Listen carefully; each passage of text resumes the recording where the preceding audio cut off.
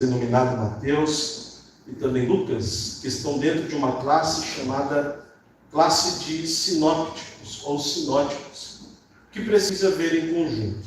A prova de que Marcos foi o primeiro a ser escrito é que dentro dos seus mais de 624 versículos, apenas 24 não aparece no escrito de Lucas e nem no escrito de Mateus. É quase como se fosse uma réplica, mas nós sabemos que eles têm as suas propriedades. Nós sabemos que Mateus, quando vai escrever, ele vai escrever para o povo judeu. Nós sabemos muito bem que quando Marcos escreve, ele escreve para os romanos. E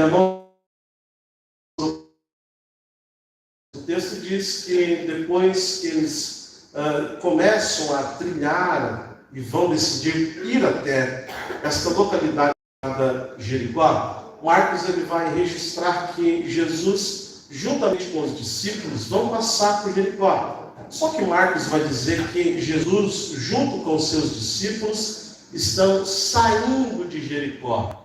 Por isso que eu disse para os irmãos que os evangelhos, os três primeiros, Mateus, Marcos e Lucas, são conhecidos como sinóticos, porque precisa ver em conjunto. Tudo que é escrito em Mateus, Marcos e Lucas, você tem que pegar a sua Bíblia e examinar o que está sendo escrito pelos três evangelistas, porque eles se completam. Quando Marcos está dizendo que Jesus está saindo de Jericó, aparentemente, para quem vai ler, vai pensar que tem uma contradição. Por quê? Lucas vai dizer que Jesus está entrando em Jericó. Aparentemente, no texto, tem uma contradição. Como assim? Jesus está saindo ou Jesus está entrando em Jericó? Essa contradição é simples de explicar olhando para a geografia da cidade de Jericó. Olha, alguns historiadores como Plínio, como Heródoto, eles vão pontuar que havia uma Jericó, essa Jericó que era considerada amaldiçoada, quando o próprio Deus disse a Josué, em Josué capítulo 6, em versículo 24, que essa cidade deveria ser anátema, ou seja, amaldiçoada.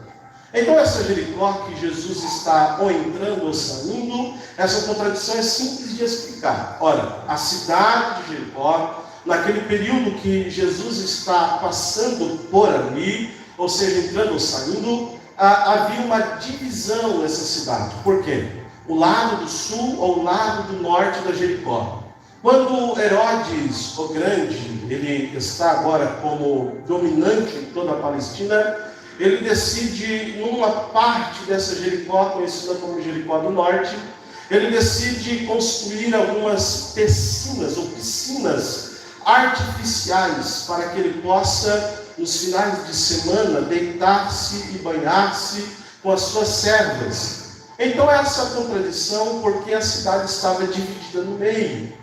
Esta cidade era amaldiçoada pelo próprio Deus, mas ao mesmo tempo Herodes decide construir essa piscina para deitar-se e banhar-se com as suas servas. Então quando Marcos está dizendo que Jesus está saindo de Jericó, e quando Lucas diz que Jesus está entrando em Jericó, a contradição aqui é quebrada pela geografia, porque a cidade estava dividida em duas partes, norte e sul. Do lado norte as piscinas, do lado sul, quem estava na divisão dessa cidade ficava debaixo de uma cidade que já tinha sido amaldiçoada pelo próprio Deus pela boca de Josué.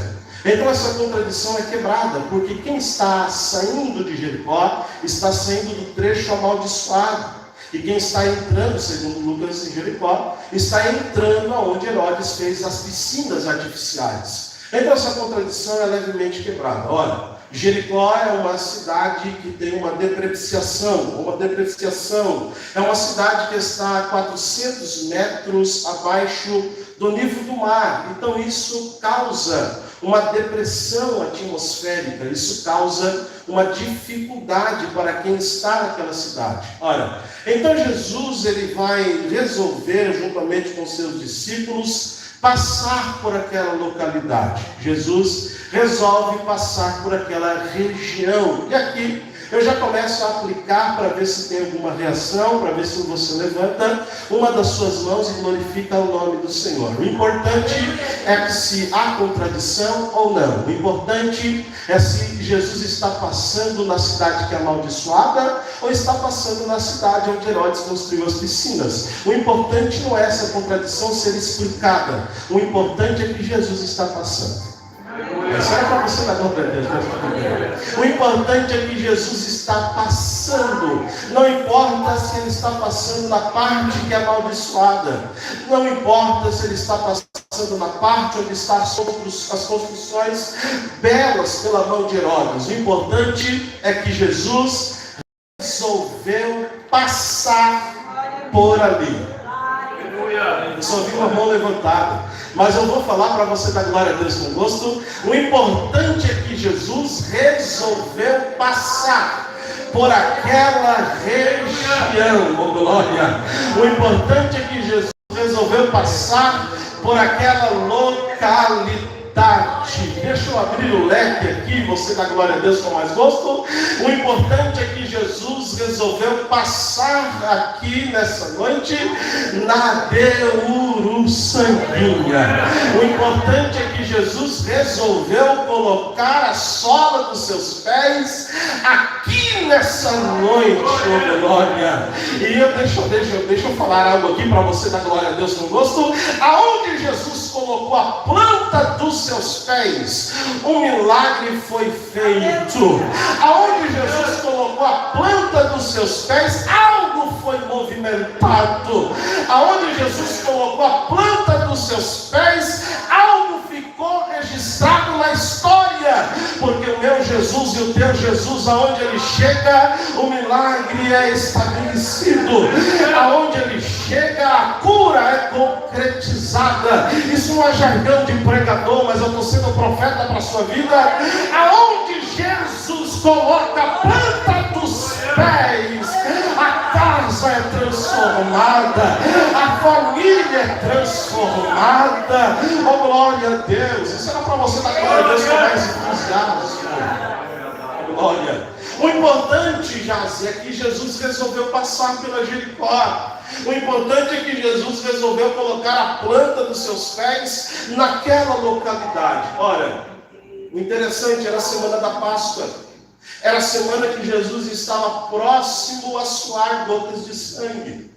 Era a semana, ou o dia, ou a quinta-feira, melhor dizendo, da traição de Judas, da negação de Pedro. Mas era o dia que Jesus estava passando por ali. E semana da Páscoa, todos naquela península, eles saíam das suas casas para ir para Jerusalém, adorar ao Deus de Israel. Todos se dirigiam para Jerusalém para adorar ao Deus de Israel. Flávio José vai nos dizer que existia aproximadamente 23 mil sacerdotes em toda aquela península. E todos eles estavam em peregrinação para Jerusalém. Além dos 23 mil sacerdotes, existia mais ou menos algumas crianças, ou dizer assim, meninos na idade de 13 anos, que se dirigiam também para Jericó, porque na cultura judaica, o menino quando chegava na idade de 13 anos, eles iam para o templo em Jerusalém para fazer um ritual chamado Bar Mitzvah, que era a passagem do homem menino para o homem adulto. Então, muitos iriam também para Jerusalém. E Flávio Joséfo vai dizer que, além dos 23 mil sacerdotes, além de todos que professavam a fé ao Deus de Israel, se dirigindo a Jerusalém, além dos meninos que iam para fazer esse ritual judaico, existia ainda os meninos na idade de 11 para 12 anos, que ficavam na porta das suas casas, vendo a peregrinação daquele povo e ansiando no próximo ano, chegar o ano de eles também fazer a passagem do homem menino para o homem adulto. Então olhe para cá, a primeira contradição do texto é: Jesus está saindo ou entrando? Isso nós já quebramos, é uma questão geográfica. A segunda contradição do texto é que a multidão era muito numerosa, era muito grande, porque além de todos esses que eu já citei, que estavam indo para Jerusalém, via Jesus também com seus discípulos. E aonde Jesus passava, juntamente com seus discípulos, ia uma multidão em volta também de Jesus. Multidão essa que calculava-se que era de 10 a 15 mil pessoas ao redor de Jesus. Então pare para pensar. A multidão é muito numerosa, que está se dirigindo pela região de Jericó e indo para Jerusalém. Mas o texto vai dizer que nessa peregrinação, Jesus vindo com seus discípulos, essa grande multidão que ia para Jerusalém, estava um cego assentado junto ao caminho mendigando. Estava um cego assentado junto ao caminho mendigando. O João Marcos vai dizer que o nome dele é Bartimeu. Mateus vai dizer que tem 2 cegos. Lucas não diz, não faz referência nem nome. Agora, qual é a contradição e qual é a pergunta que vem a nós? Ora, Mateus está dizendo que o nome dele é Bartimeu. Mas se nós olharmos a fundo, Bartimeu não é nome. Bartimeu é uma palavra aramaica que quer dizer filho de Timeu. Bartimeu, filho de Timeu. Então, todo aquele povo se dirigindo para Jerusalém, este cego mendigando à beira do caminho, assentado na divisão dessas 2 cidades, esperando que alguém estendesse a mão para atender a necessidade dele. Mas eu vou falar para você da glória a Deus de novo, para ver se você está comigo. Mesmo que está com microfone, não tem problema. O importante é que estava chegando naquela região. Muita era a multidão, muito numeroso era o povo que estava se dirigindo para Jerusalém.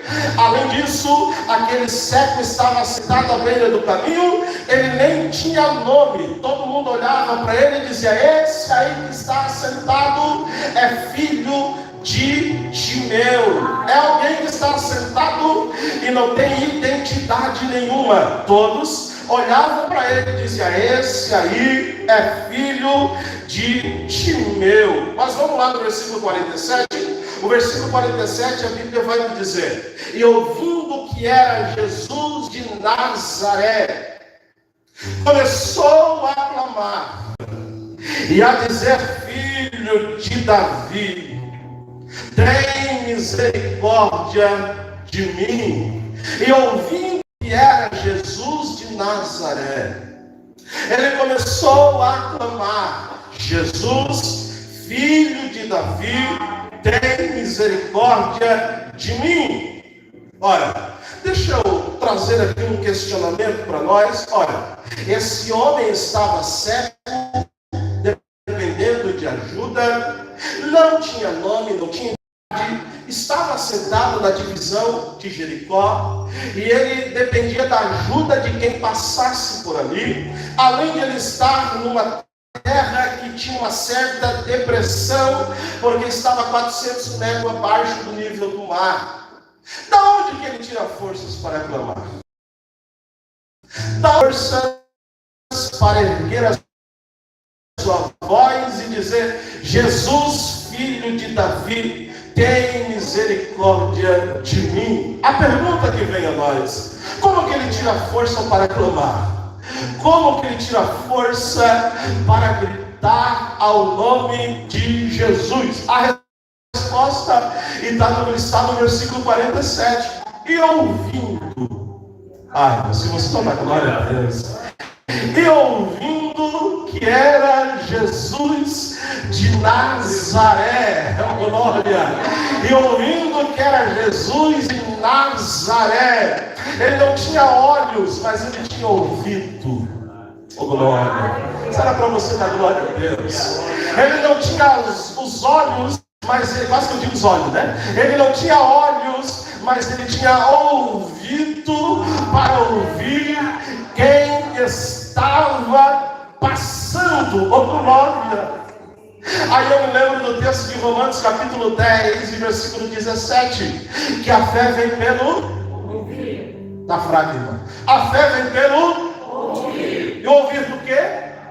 Da palavra de Deus. Ora, ele não viu, isso é para você dar glória a Deus, ele não viu quem estava se aproximando, ele não viu quem estava passando por Jericó, ele não viu o quê? Ora, existia mais ou menos 23 mil sacerdotes indo, as crianças também trilhando, Jesus com os discípulos e mais uma multidão que poderia chegar até 15 mil pessoas, passando também por aquela região. Ele ouviu o quê? Ele poderia ouvir o barulho de tropel. Era uma multidão, era uma marcha, que todo mundo estava se dirigindo para Jerusalém. Oh, glória! Deixa eu falar isso aqui para você, da glória a Deus. Mas aquele que ouve da palavra de Deus, ele vai germinar a fé no seu coração.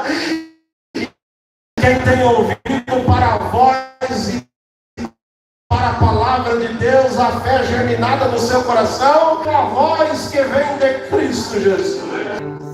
Oh, glória a Deus! Dá um pouquinho mais de retorno, por gentileza, me ajuda. A multidão era muito numerosa, não era muito grande que se aproximava, mas no meio dessa multidão, este cego conseguiu ouvir quem estava passando, que era Jesus de Nazaré. Só que ele vai clamar em alto e bom som, algo que para quem estava naquela região e naquele dia e naquela localidade era considerado uma blasfêmia. Ora, Jesus estava passando, mas quem ele vai clamar não é Jesus de Nazaré. A quem ele vai clamar, ele vai dar uma identidade. Ele vai dizer: Jesus, filho de Davi, tem misericórdia de mim. Oh, glória. Jesus, filho de Davi, tem misericórdia de mim. Isso era para você dar glória a Deus, irmão. Porque todo mundo estava vendo Jesus vindo de uma certa localidade chamada Nazaré. Nazaré não tinha nada para oferecer. O próprio Natanael vai dizer para Filipe: pode vir alguma coisa boa de Nazaré? Porque Nazaré não tinha nada para oferecer. Todos estavam olhando, era Jesus de Nazaré. Mas esse cego que não estava enxergando quem estava passando, ele estava apenas ouvindo o barulho de tropel, e através do barulho ele consegue identificar aquilo que quem tem vista não enxerga. Isso era para você dar glória a Deus, irmão. Quem vista não enxerga quem ele é, mas quem não tem e tem ouvido sensível, ele ouve e identifica quem ele é. Ora, esse Jesus que está passando aí para vocês é simplesmente Jesus vindo de Nazaré, filho de José, filho de glória. Isso era para você dar glória a Deus. Esse aí não é o Jesus de Nazaré. Esse aí é o Jesus que é filho de Davi. Oh, glória. E ele vai dizer mais: Jesus, tem misericórdia de mim. Aleluia. O cego aqui, ele vai elevar o tom da sua voz e vai clamar algo que é extraordinário. Enquanto todos estão olhando para Jesus como aquele que vindo de Nazaré, é um grande profeta que se levantou, era o que eles diziam, um grande profeta que se levantou, alguém que passava por Cafarnaum, em toda aquela península de Decápolis, uma mercearia onde ele mora. A história diz que Timeu abrindo essa mercearia, soldado aposentado da reserva. Quando o Império Romano vence o Antíoco Epifânio IV e vai assumir toda a Palestina, toda a península que envolve Israel. Quando o Império Romano vai dominar, o Timeu, como bom soldado, o Timeu vai chamar chamar os seus amigos e vão dizer: nós não podemos aceitar dominar sobre Israel. Ele desceu a Roma, ela está crescendo o seu império. Roma vai destruir a mercearia de Timeu. Roma vai destruir todos os familiares de Timeu. Roma, ela vai acabar com a vida de Timeu de uma maneira trágica. Olhe para cá. Por isso que este cego não tinha motivos para clamar, porque Flávio José vai dizer que quando Timeu vai morrer, eles vão pegar o seu filho, que é este cego, e vão arrancar os olhos desse homem. Literalmente arrancar todo o globo ocular. Eles arrancam e matam Timeu. A última visão que este cego teve foi a morte do seu pai e a destruição da sua casa e da sua família. Roma arranca os olhos dele, joga uma capa sobre ele com o símbolo de Roma, para que ele possa estar assentado à beira do caminho e ele tem a liberdade de pedir esmolas e receber a ajuda dos outros. Então este cego que está à beira deste caminho, debaixo dessa cidade, que sofre uma depressão debaixo dessa cidade, que é amaldiçoada, ele não tem motivos para clamar ao nome de Jesus. Ele não tem forças para clamar ao nome de Jesus, porque olhando para a história dele, é uma história de alguém que deveria culminar com a sua própria vida. Mas quando ele ouve Jesus passar, se você não dá glória a Deus, segura essa frase aí que você já está cansado de ouvir. Se você não dá glória a Deus, eu te acho muito estranho. A sua história está acabada. A sua casa está destruída. A sua família foi destruída. Da onde que ele vai tirar forças? Versículo 47 de novo, irmão. Isso é para você dar glória a Deus. E ouvindo, só vi alegria que atrás. E ouvindo que era Jesus que estava passando, a fé foi germinar o motivo da onde não tinha, porque a fé faz isso. Por mais que a fé não é um verbo, não tem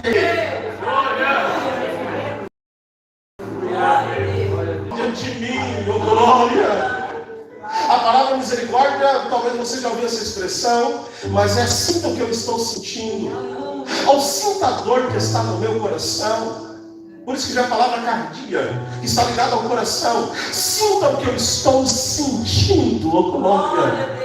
Era como se aquele cego estivesse à beira do caminho sem forças, porque ele dependia da ajuda dos outros para tirar recursos para a alimentação, mas ele estava sem forças. A multidão em volta de Jesus, a multidão caminhando para Jerusalém, ele está clamando: Jesus, filho de Davi, tem misericórdia de mim, oh glória. Jesus tem forças. Jesus, eu não tenho recursos. Jesus, eu dependo da ajuda dos outros. Jesus, ninguém estende a mão, mas eu sei que de Davi. Mas tu és o filho de Davi, oh glória. Mas eu sei que tu és rei, que tu tens o reino, que tu tens o trono. Por isso tem misericórdia de mim, oh glória. Lembra como Jesus se identifica à igreja de Filadélfia em Apocalipse capítulo 3, versículo 7? Isto diz o que é santo e verdadeiro. O que tem a chave de Davi, oh glória. Isso é para você dar glória a Deus, irmão. É aquele que tem a chave de Davi, aquele que abre e ninguém fecha, e que fecha e que ninguém abre, oh glória. E o cego está antecipando a visão de João, está dizendo: esse aí é filho de Davi. Oh glória a Deus, oh glória a Deus. Vai para cá, irmãos. E o cego diz: tem misericórdia de mim. Sinta o que eu estou sentindo. Aí vem o versículo 48. Muitos o repreendiam para que calasse, mas ele cada vez clamava: Filho de Davi, tem misericórdia de mim. Irmão, pare para pensar. Mais ou menos, vamos chutar, 60 mil pessoas, mais ou menos. Araranguá, é quantos habitantes? 67, 68? 75? Errei feio, então. Vamos dizer, 75 mil pessoas. Araranguá toda. Atravessando a divisa de Araranguá para Maracajá. Vamos fazer um exemplo aqui. O cego está lá na divisa. Imagina, 75 mil pessoas, aquele barulho de trompete. E uma voz lá no fundo: Jesus, Filho de Davi, tem misericórdia de mim. E o barulho de trompete. Hoje você tem barulho de carro, mas vamos dizer, barulho de trompete. Todo mundo de a pé. Hoje é difícil, né? Mas todo mundo de a pé, atravessando. E aquele cego: Jesus, Filho de Davi, tem misericórdia de mim. E todo mundo em volta de Jesus, e Jesus andando. E ele: Jesus, Filho de Davi. Olha o número de pessoas que estão aqui. Não tem como Jesus te ouvir. E eles diziam que ele tem um trono e que ele é um rei. Fica aí. Tem misericórdia de mim. Para ti todas as possibilidades acabaram. Jesus, Filho de Davi, tem misericórdia de mim. Para ti acabou, é o ponto final. Jesus, Filho de Davi, tem misericórdia de mim. A tua família acabou. Jesus, misericórdia de mim. Ai, isso é para você na glória.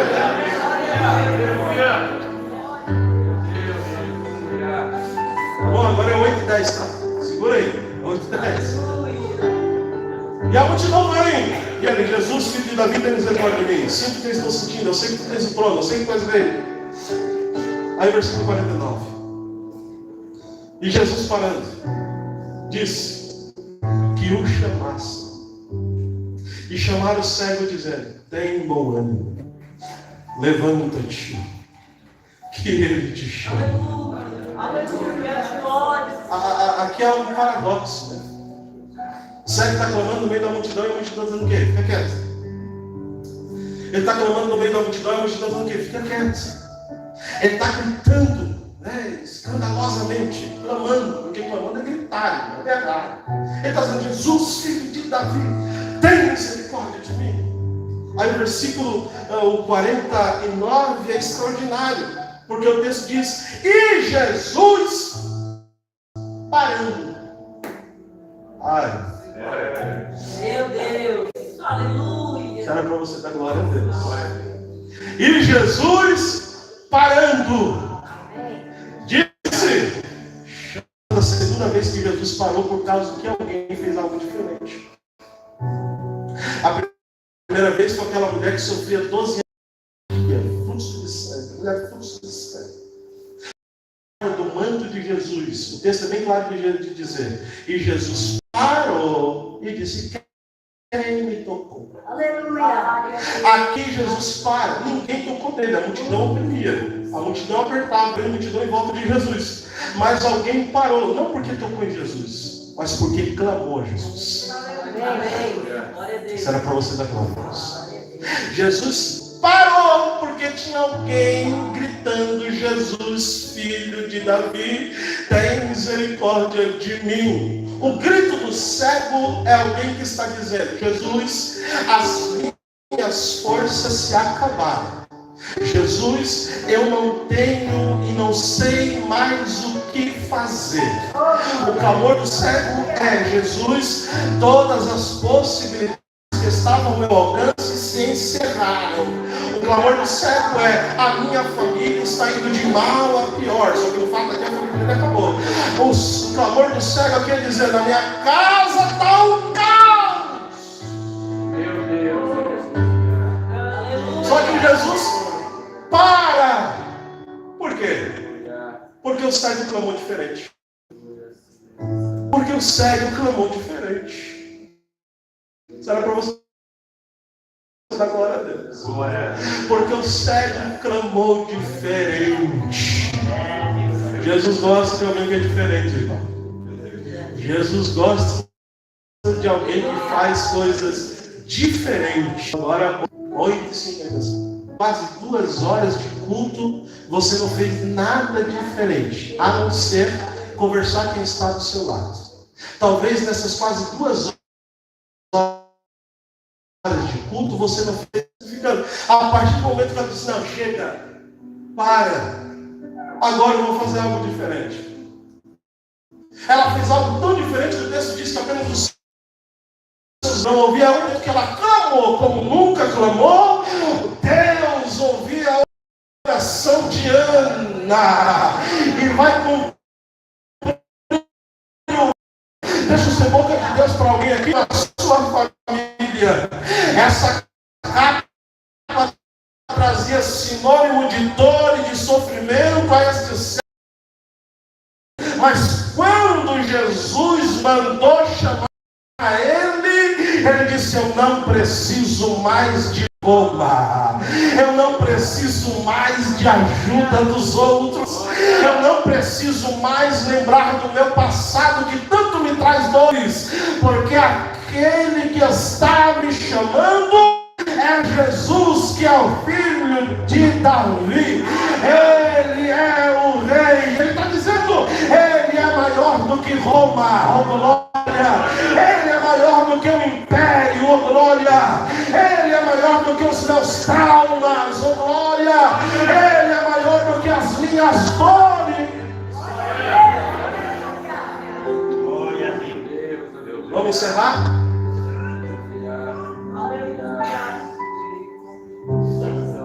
E Jesus, falando, disse, que queres que eu te faça?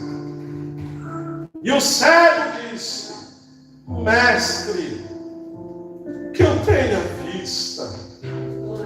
E o 52 para nós encerrar. Se você não dá glória a Deus, irmão. E Jesus lhe disse, vai, a tua fé te salvou. Vai, a tua fé te salvou. Ele teve fé para clamar de um jeito que ninguém clamou. Ele teve fé para gritar como ninguém gritou. Ele teve fé para adorar como ninguém adorou. Ele teve fé para elevar o tom da voz ao nome de Cristo Jesus e reconhecer a sua majestade como ninguém reconheceu. O resultado, a fé do seu clamor. A fé do seu clamor. A fé do seu clamor. Isso era para você dar glória a Deus, irmão. Ah, glória.